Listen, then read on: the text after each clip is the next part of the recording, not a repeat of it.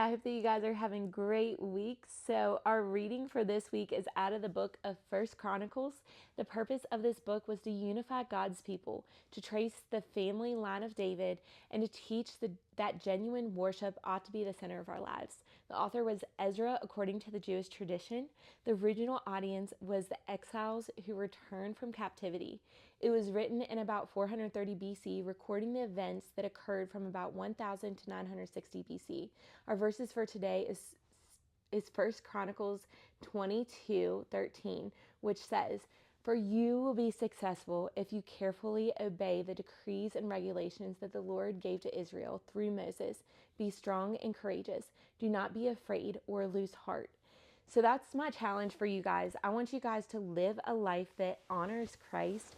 I want you to not be afraid and be courageous, right? And that's hard, right? Does that mean that God thinks that we should never have fear and that fear is a sin?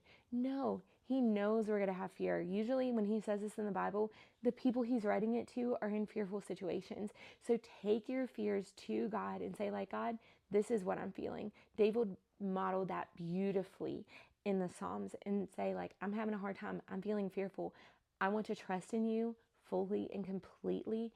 Just help me to do that well. Help me to have courage that is not for me, but is through your Holy Spirit giving me that God-given encouragement and that God-given courage.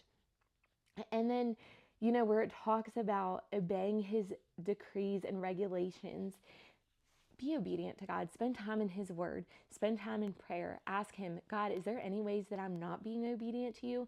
Make that clear to me.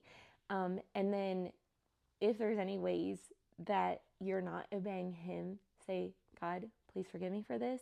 Help me through it. And then find somebody else who's going to help encourage you to do that well, that you're going to be able to say, this is where I'm struggling.